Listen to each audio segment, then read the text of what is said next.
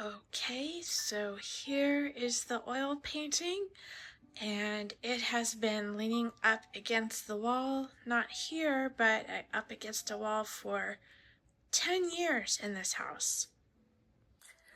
So 10 years leaning up against the wall. Well, that has been so frustrating, but I want to get the painting hung because it means that I'm finally putting the drawing room together. So why has it been leaning up against the wall all this time?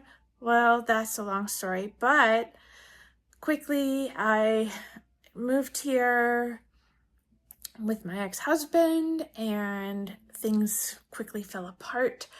And then there was a massive flooding in the house and all the pipes have to be replumbed. So needless to say, I live on a construction site and it has just been awful. So that's really what this channel is about, is putting the house back together and making it beautiful.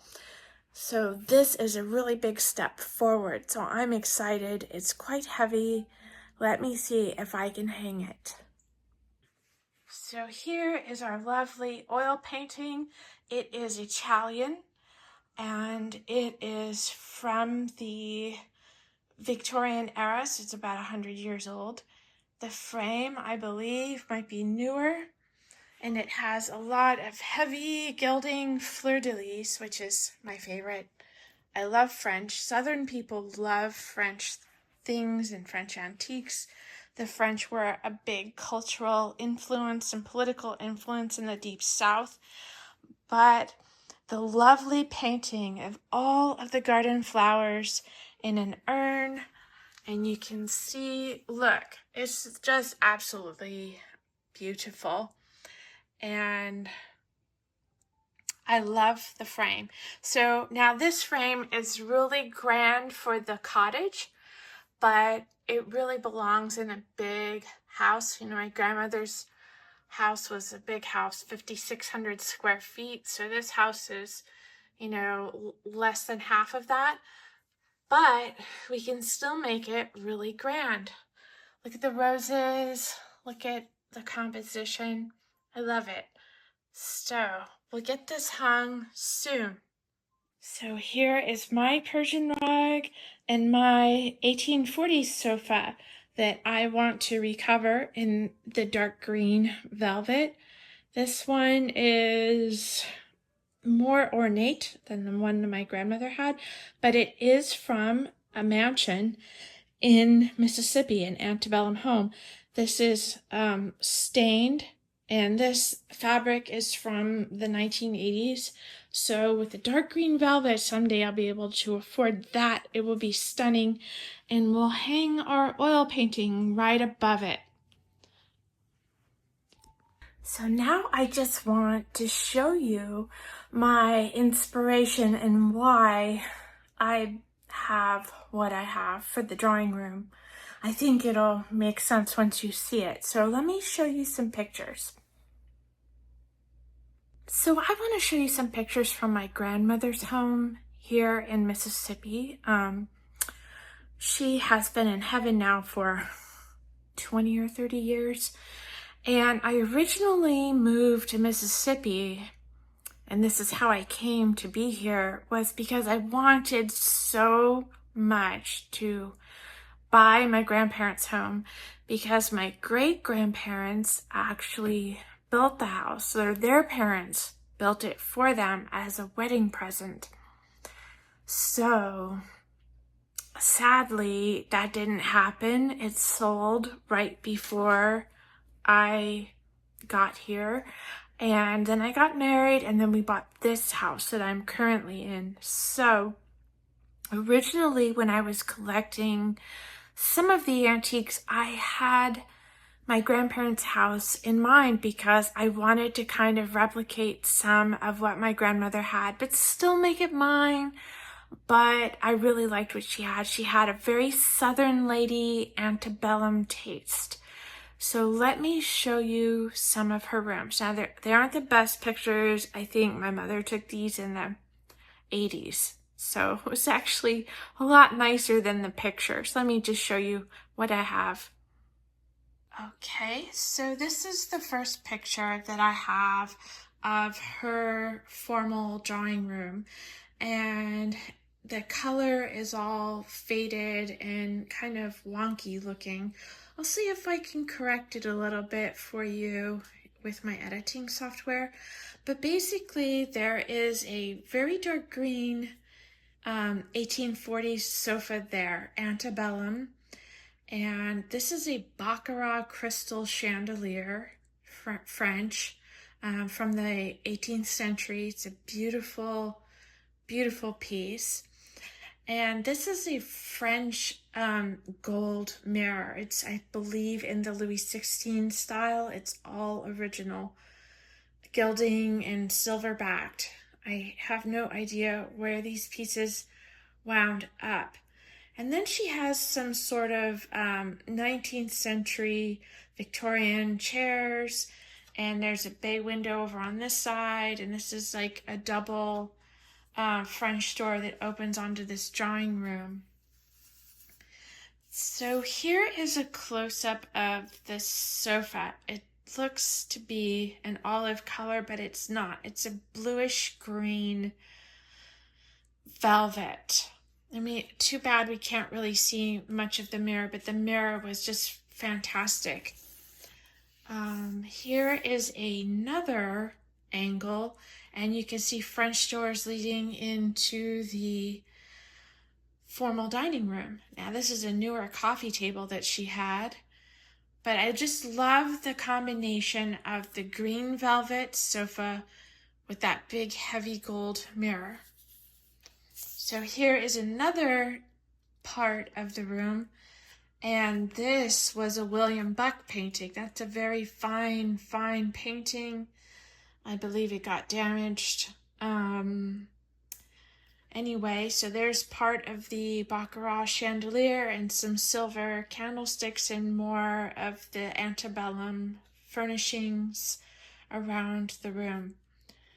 So this formal drawing room led on to the formal dining room. So that's the little door. And there is another Baccarat crystal chandelier.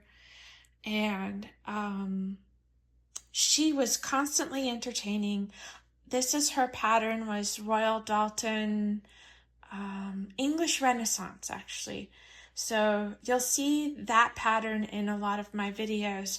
I don't have her exact set, but I try to buy pieces of that pattern to replicate hers because I was very close to her. So this is a handmade, not sure what kind of lace that is. Maybe you can recognize it. But she was constantly entertaining, so you can see she's set up for a afternoon tea.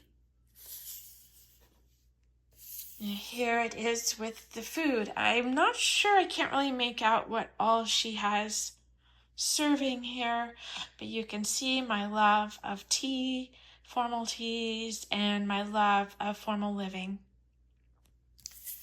And this is a picture of my grandmother's bedroom. Again, another Baccarat crystal chandelier. This bed belonged to George Washington, and my mother has it. I've asked her if I can have it, but she doesn't. My mother doesn't speak to me. She doesn't like me because I'm autistic. But I would really love to have this bed. It's been in our family. We are related to George Washington from one of George Washington's brothers. So this has been in the family. And on the headboard is the shield. I'm not sure if I can show it to you here, but it's the shield of the early colonies. So it's a very beautiful bed. This is a French chaise at the foot of her bed, and I actually slept in this room after she died. So it would mean so much to me to have this house. Beautiful Persian rug. Now, Just a quick picture of me. That's your girl right there with my grandfather. That's I called him Daddy James. His name was James, and we were very, very close. So that's it. And I'm just getting ready to take Bourbon Bunny to the vet to have a checkup on his infected tear duct that he has, because he's a brachycephalic, flat-faced rabbit, so they get a lot of eye infections and that sort of thing. And check up on the surgery we had on it, the flush, and then his neuter surgery, and hoping for a good report today. Okay, here's Borby. His little eye is still running. Kind of worried about him. But we're gonna go to the vet now and see if she helps us. Well, back from the vet, and Borby's neutering surgery healed nicely. It looks halfway healed. It looks really good. And then the eye is still infected, so we're gonna have to do more antibiotic for him. So I'm glad to help him, but that antibiotic always makes him not want to eat, and rabbits have to continuously eat like a cow. So just having some digestive problems with that medication. But we don't want the eye to be infected, so I think we have another week of, critical care for him. So that's just a quick update. I will keep you in the loop for future videos.